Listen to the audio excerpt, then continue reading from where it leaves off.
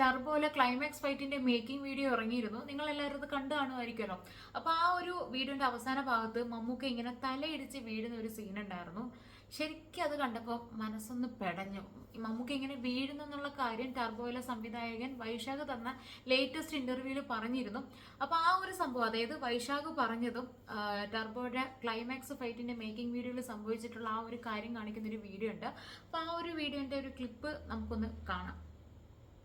വലിച്ച ആളുടെ അവർ 3 പേരും ചെയ്യാം. സിങ്ക് മാർക്കറ്റ് ലെഫ്റ്റിലേക്ക് വലിച്ചു കുറച്ച്. അപ്പൊ അത് നമുക്ക് എഴുന്നേറ്റ് വരാണല്ലോ.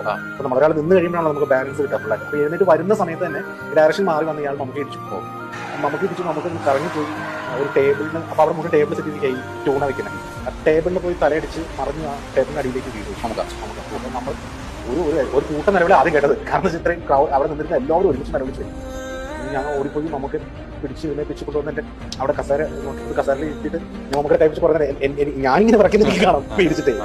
കാരണം ഞാൻ ഭയന്നു പോയി ഭയങ്കരമായിട്ട്. കാരണം അത് തലയിടിച്ചാണ് വീണത്. ബാലൻസ് തെറ്റി പോകുന്നത് കുറേ ദൂരം പോയി ഇങ്ങനെ അടിച്ച് വീഴാണ്. അപ്പൊ അത് കഴിഞ്ഞ് ഞാൻ നോക്കി 5 മാസം കൊച്ചു കുട്ടിയപ്പോൾ കരയാ. എല്ലാവരും പേടിച്ചു. ബിക്കോസ് ഞാൻ ഭയങ്കരമായിട്ട് വിറച്ച് പോയിരുന്നു. 5 മാസം ഭയങ്കര കരച്ചിലായിരുന്നു. നമുക്കൊന്ന് ഹോക്കായിട്ട് നമുക്ക് എഴുന്നേറ്റ് പോയിട്ട് അവരുടെ എന്തോ അതും കുഴപ്പമൊന്നുമില്ല. അതൊക്കെ എപ്പോഴും സംഭവിക്കുന്നതല്ല. നമ്മൾ മനപ്പുറം ചെയ്യണല്ലോ. താൻ വിഷമിക്കേണ്ടെന്ന് പറഞ്ഞിട്ട് അടുത്ത് പറഞ്ഞു. കോട്ടയം എന്നൊക്കെ പറഞ്ഞു. ജോർജ് 3 പ്രാവശ്യം വന്ന് പറഞ്ഞു. എന്ത് പറയാനാണ് ഈ മനുഷ്യൻ. എൻ്റെ മമ്മൂക്ക, ഇതൊന്നും ഞങ്ങളെ കൊണ്ട് താങ്ങാൻ കഴിയില്ല മമ്മൂക്ക. ടർബോ പോലൊരു പക്ക മാസ് പടം അത് ഞങ്ങൾ ആഗ്രഹിച്ചിരുന്നു, അത് സത്യമാണ്. പക്ഷെ മമ്മൂക്ക, നിങ്ങൾക്ക് ഇങ്ങനെയൊക്കെ സംഭവിച്ചാൽ അത് ഞങ്ങളെ കൊണ്ട് താങ്ങാൻ കഴിയില്ല മമ്മൂക്ക. നിങ്ങൾ ഞങ്ങൾക്ക് വേണ്ടിയാണ് ഇതൊക്കെ ചെയ്യുന്നതെന്ന് ഞങ്ങൾക്ക് നന്നായിട്ട് അറിയാം മമ്മൂക്ക. നിങ്ങളുടെ ലോകം എന്ന് പറയുന്നതും സിനിമയാണെന്ന് ഞങ്ങൾക്ക് അറിയാം. എങ്കിലും മമ്മൂക്ക ഇത്രയ്ക്ക് റിസ്ക് എടുക്കണ്ട മമ്മൂക്ക. ഞങ്ങളുടെ മമ്മൂക്ക, ഞങ്ങൾക്ക് വേണ്ടി നിങ്ങൾ ആ തെറിച്ച് തലയിടിച്ച് വീഴുന്നത് കണ്ടപ്പോൾ ഞങ്ങൾക്ക് സഹിക്കാൻ കഴിഞ്ഞില്ല മമ്മൂക്ക. ഞാൻ ഫസ്റ്റ് ഷോ കണ്ടിട്ട്, ടർബോന്റെ ഫസ്റ്റ് ഷോ കണ്ടിട്ട് എൻ്റെ ആ ഒരു ഇമോഷൻ വീഡിയോ ഞാൻ ചെയ്തിരുന്നു. അപ്പോൾ ആ ഒരു വീഡിയോയിൽ ഞാൻ കുറച്ച് ഇമോഷനായിട്ട് ഞാൻ കരയുന്നുണ്ട്.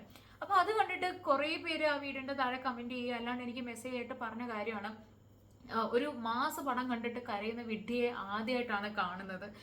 ഇവള് ടർബോയ്ക്ക് പകരം ഏതോ ആകാശദൂത് സിനിമ കണ്ടിട്ട് അതിന്റെ റിവ്യൂ വന്ന് പറയാണ്, എന്നെ പോലുള്ള മണ്ടന്മാരാണ് സിനിമാക്കാരുടെ ഭാഗ്യം, ആക്ഷൻ സിനിമ കണ്ട് കരഞ്ഞു പോയി, എൻ്റെ കരച്ചിലിന് ഓസ്കാർ അവാർഡ് തരണം. ഇങ്ങനെ കുറേ കമന്റ്സ് ഞാൻ കണ്ടായിരുന്നു.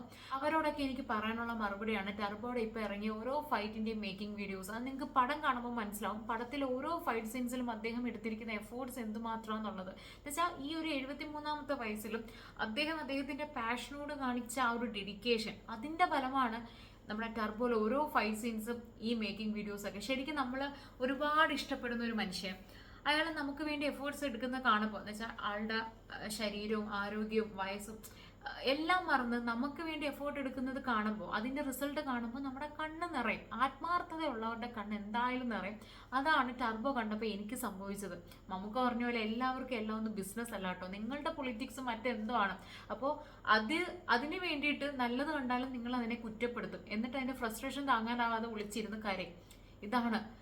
എനിവേ, ഈ ഒരു മേക്കിംഗ് വീഡിയോസ് കണ്ടപ്പോഴാണ് ശരിക്കും മമ്മൂക്ക എടുത്തിട്ടുള്ള ആ ഒരു എഫോർട്സിന് ഇത്രമാത്രം റിസ്ക് ഉണ്ടായിരുന്നു എന്നുള്ളത്, ഇത്രയും ഇന്റൻസിറ്റി ഉണ്ടായിരുന്നു എന്നുള്ളതും അറിയാനായിട്ട് കഴിഞ്ഞത്. ഇപ്പോൾ ഒരു 73 വയസ്സുള്ള ഒരു വ്യക്തി എങ്ങനെയാണ് 90 ഡിഗ്രിയിൽ കാല് പൊക്കി ഇങ്ങനെ ഒരാളെ ചവിട്ടി ഇടിക്കാനായിട്ട് കഴിയുന്നത്?